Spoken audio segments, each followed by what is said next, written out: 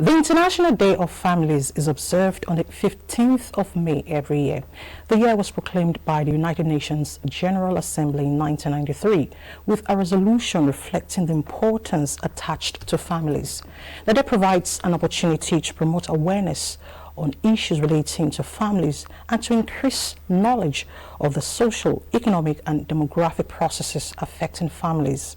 On this segment today, we will discuss the importance of the unit to society. And what unit are we talking about? The family to nation building. And my guest, Pastor Isaiah Emmanuel of the Transforming Church International, will speak to us. Pastor, thank you so much for joining us on Insights. Thank you so much. It's great to be here. What really makes a family? Okay, what makes a family is the entire unit of a father, the mother, and the children that constitute the family, yeah. Okay. Yeah. And talking about the nature of the society we are in today, one could almost say the family unit has failed in one way or the other. What exactly is the family unit not doing? Okay, so the family unit actually, like you rightly said in your introduction, is the fulcrum, this foundation upon which every society is actually built. In all honesty, it is believed that the family unit has failed because we have not been able to properly define what is the right values upon which families are expected to be built upon. One of the challenges we have had over the years has been the transitions that has happened from the various transgenerational experiences we have had. For instance, we have moved from when we're in the agrarian age, for instance, we have the paternal overseer in the family. What I mean in this context is that during the agrarian age, we usually have the father go to the farm with the son and the mother stay back home with the daughters, teach them home economics, teach them home management and a whole lot, while the father go to the farm with the son and teach them values of hard work, commitment, dedication, and all of those things that makes for a whole young man to become successful. That was one of the things that strengthened the family unit in that age. But as we move from the agrarian age into the industrial age, that's where the family unit begin to have real issues, because we now see the father leaving the house, going to the factory to work, and leave the mother with the boy at home to cater for, the boy. The woman, no matter how powerful, how well trained she is, was not equipped to actually give the boy child the right education, the right tools to become successful. Then we begin to move from there, and gradually we begin to move into the technological age where the father is no longer at home, they pursuing inheritance for the child, and the mother is at home doing all she could do to ensure that the boy becomes successful. But because she was not originally equipped, we begin to see the difference in the way the family unit began to evolve. And that's where the fault, the family unit began to fail from, because the man come back from factory, for instance, he's so tired, he can't work, he needs to rest to get ready for the work the next day, planning to provide good life, good inheritance for the children. So we need to notice that the young boy is left to himself, trying to define himself, because it is the responsibility of the father to define, to give definition of manhood to the boy. But the boy is left with the mother, who is not equipped with such knowledge, such abilities. The mother has always been groomed by her mother and great-grandmother from that line of transgenerational information that has been passed across over the years. We notice that the mother is always good to teach the boy. So we begin to have, right now, we have more men who are over-mothered and under-fathered. Now, these same young men are going to come into the society tomorrow to become fathers. Like it is said, you can't give what you don't have. And they are now the leaders of the family today. And so that's where the dysfunction began from. And the failure in the family is what is reflected in the society that we're seeing. All right, Pastor, I'd like to comment that looks like the system you just explained is actually fading out. Yeah. Because nowadays we find out that women are actually taking up the role of the father in the house. Yes. You're very correct. The reason why I said that, I just... The women are now the breadwinners. Yes. The challenge right now is because we moved from the agrarian into the industrial age, into the technology age. Now we're in the information technology age, ICT age. Now, that failure of the transition between the agrarian age, the dysfunction that happened between the agrarian age and the industrial age that moved into the technological age, begin to shift the balance of power. Now the man used to define himself as the breadwinner, the role he plays in the family, the provider, the nourisher, the sustainer. But right now we now have women who are taking on this role. It leaves the young men confused. What is my role? And so we have a lot of young people today who lack self-definition, self-governance, because they were not properly taught, and they are giving birth to children and they don't have what next to give to them. And this is the dysfunction that happens. So largely the problem with family unit today is father failure. Fatherlessness is one of the major causes of the failure we find in our family unit today. And that's what's being reflected in the society. Research has put it clear, like you rightly said. Right now, what makes a man in those days is he cater for the family, he pays the bills, he does that. But we have women who are doing far better than men today. Why? Because the educational structure of the girl child, from the agrarian age to the industrial age to the technological age, have remained consistent. The dysfunction that happens is the father leaving the house to the factory and leaving the boy child at home. But here we have the mothers, he transfers. So we're having young men, young ladies who know what they want out of life, who are committed to building homes. The lack of proper definition of what is the real role of a man right now, because what the man is doing that makes him the head of the house, that he defines himself as, this is what makes me the father over the home. We're having women doing far better. Could this be the reason why we have failed marriages and failed homes? Yes, everything rests upon leadership. And when the leadership over the family failed, you're likely going to have all of these problems. Research has shown that if there is 5% decline in family values in a neighborhood, there'll be 3% rise in that of crime and violence in that neighborhood. What that simply portends is that there is nothing wrong with the hood. When you say a hood is bad, the neighborhood is bad, there's nothing essentially wrong with the hood. Everything is wrong with the neighbors that are in the hood. If the neighbors in the hood are practicing right values, that neighborhood will be a good neighborhood. But if the neighbors in the hood are practicing bad, violent values, that hood will be a bad neighborhood. So what I'm saying in essence is that because of the father failure issues we have within a family unit, there's no proper transmission of the appropriate values from father to sons, father to children. And so we begin to import cultures from the West, because when you leave the boy child to himself, he wants to explore, he wants to define himself, he wants to know who he is. And if the lack of definition of who he is will push the young boy to want to go to anywhere to define himself.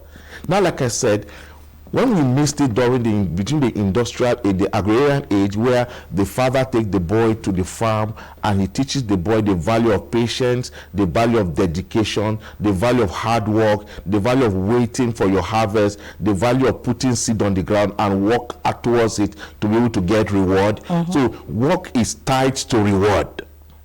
But when we move from that age now, those values, we miss them. We move into the industrial age. The father is concerned about, I want to give my son education, I want to give him inheritance, I want to give him quality life. So there's a disconnect between work and reward. So the boy asks, he gets. He doesn't understand what is the process that leads to getting reward. And that father passed away. This boy who does not have those values will transmit the little he knows to the next generation, and the next generation, the dysfunction continues to the next generation, to the society we find ourselves today. All right, it brings me to my next question. You know, families have challenges peculiar to them. Yeah. There's financial, there's health, there's social, but the issue of child upbringing is critical. Yeah, we must go back to the foundations. I believe strongly that the family, which is the cradle of the society, which is the foundation upon which every society is built. The family is where all the 7 spheres of influence is built upon. There is a role that people who place influence over families must play.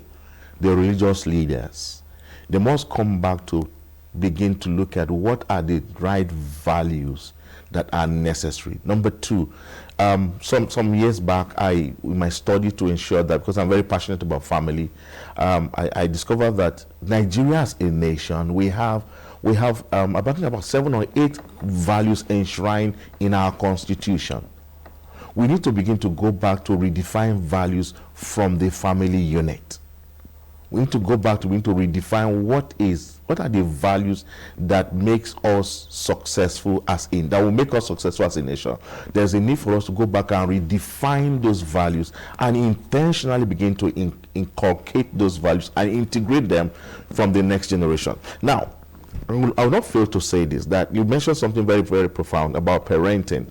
There are basically 4 types of parenting style that parents practice because of their upbringing, because we're a product of nature and nurture. It's important that if we are going to change the narrative today, it's important that we begin to become more intentional and deliberate about the boy child and the girl child in our neighborhood. One of the solutions I think I want to profile is people within the neighborhood must begin to have conversations around how can we begin to agree on specific values that we must begin to teach our children from neighborhood to neighborhood. I call it neighborhood agreement. The neighbor, for instance, in the city of Abuja, if within an estate they have associations, it's not just to talk about how much money we want to make, how much money I want to protect our families. I want to do all of that within the estate, for instance. If within the neighborhood, they can all come, the parents come together and say, can we begin to talk about this kind of values? Let's change the narrative. Let's begin to pass the right kind of values to our children, because what you teach the child is what he will eventually become eventually. We are predominantly the voices that we listen to. Our life gravitates in the direction of the voices that we listen to regularly. So for me, to change the narrative, there is a role the government will have to play through the National Orientation Agency. Let's begin to redefine what our values. The educational sphere also will have a role to play. Because when you talk about economy, for instance, the state of the economy is a reflection of the state of the family. If the family is prosperous, the economy will be prosperous. So we need to look at it carefully from all spheres. The government have a role to play. Let's begin to redefine our values. The educational sphere has a role to play. From childhood, let's begin to teach value education. What are the values that we hold? Let the child begin to go back home to talk with the parents. This is what we're taught today. We're taught honesty. Daddy, why are you lying? That's enough to confront the father to sit up. Do you understand? But in the African setting, you don't tell your father, you don't ask him why he's lying. Sorry? You don't ask your father why he's lying. In the No, African see, setting. the narrative has changed. The narrative has changed. Now we have the Gen Z, Gen Z, Gen X, and Gen XY, the millennials. They are rebellious generation. For instance, my generation, the boomer generation, were a compliant generation. We only obey what our parents were told us. But this generation now, they will ask you a question. Daddy, you just lied now. And they confront you with it. And so we also need to ensure that we begin to teach parenting education. It's important within within the religious circle, whether the Muslim circle or the Christian circle or among the pagan circle and all that, wherever religious organizations meet. It's important we begin to carry out parenting education in those spheres, to begin to teach them what are the kind of how do we parent our children to reflect the kind of nation we want to build. Very important. Yeah. Okay, the issue of divorce in marriage is another aspect most people dread. And then really, at what point should divorce be an option? I believe strongly that divorce from the word go shouldn't be an option. But when it becomes a thing that becomes to resolve into threat to life, then we begin to create room for separation and probably have conversations around the couple. Now, it's no doubt that it's a known fact that divorce is on the increase today. And most of the reasons, as a marriage educator, I'm a certified marriage educator from my Family Wellness Associates in the United States, and this is one area I'm very, very passionate about because I talk a lot with couples every day. And I discovered that when it has to do with relationship, there's a whole lot of dynamics around it. Most times, for us to become a certified doctor, we spend close to 7 years to study. We do a lot of studies, to become a lawyer. You go through your 4 years or 5 years. You now go to law school. You do a whole lot spend so many years, minimum 4 years in the university to graduate because you want to practice a particular profession. The only thing that we never give attention to really study is preparation for marriage. We usually don't have a healthy, successful premarital program that will help couples get properly prepared, because there's a whole lot that happens in marriage. And so to deal with the issue of continuous and persistent divorce in our society that we're facing, it's important to begin to carry out a lot of marriage education within the spheres of influence, particularly among the families. It's not out of place to spend 6 months to just study what relationship is all about, because it's a big deal. Whatever you're building on will collapse in one day with the wrong information, because I believe strongly that no two marriages are the same. All marriages are designed uniquely to fulfill specific purposes. And so if you're going to go into the marriage, you must understand your life purpose and the purpose of the marriage. It's important. Then also we talk about the issue of values. You don't go into a marriage with someone who you do not share common values with. Yes. This is where the problem really lies. Number 3, reason why we have a lot of divorces is that we have issues of baggages we are coming with. We've not dealt with the baggages yet. I'm coming with, over 25 years with battered relationship, mindset issues, battered experiences, battered exposure, and most times also, we marry for the immediate.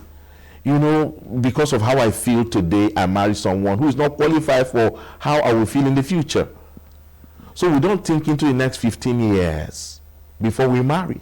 So by the time we begin to make progress, we begin to discover, no, it's not qualified for this. We have different mindset, different values, different orientation, different perception to life, different exposures and all of that. Because whether I like it or not, the reality is this: all choices and all decisions are made from references. It's important to know this. All choices and all decisions are made from references. The references are your exposure, your experience, your education, and your encounters. These are the experiences you rely on to make choices, particularly as it relates to marriage. The challenge is that when you get into marriage, discover that your exposure level is low, your education level is low. By the time you get into, by the time your education and exposure level become high, you discover that it's no longer fit in, to the kind of marriage you thought you wanted to have. For every woman or man out there facing depression in marriage, emotional depression, financial issues, what would be your words? First and foremost, I would say go for education, go for knowledge. Okay. Because marriage is primarily 15% knowledge, 85% attitude. If you have the right 15% knowledge, it will influence the right 85% attitude. If you have the wrong 15% knowledge, it will influence the wrong 85% attitude. Like it said, attitude is everything. So if you're going through a particular crisis in your marriage, chances are that you are struggling because of the available knowledge you have in that area. So you look out for right counseling places, right people that can speak the right kind of words that can guide you, both of you together, that will shape your perspective. Because most times, couples that have crises, they are seeing the same issue but from two different perspectives. So you need someone who can be very objective to bring the both of them to the same page, to see that yes, both of you are fighting for one marriage, but we are fighting from two sides of the coin. So it's important that you go for knowledge, you go for education. I mean, right education. Read books, study to make your marriage work. Also, because it's important, because if marriage is in crisis, it has great consequence. I'm a product of separation by my parents, and I know the consequence it had on me as a child. And that made me very, very, very, very passionate about ensuring that we have healthy marriage institutions. All right, talking about healthy marriages, what tips would you give? To have healthy marriage, number one, you must understand that the both of you are entirely different. Okay. Study to know each other. Okay. Could your problem be centered around the different temperaments that the both of you share?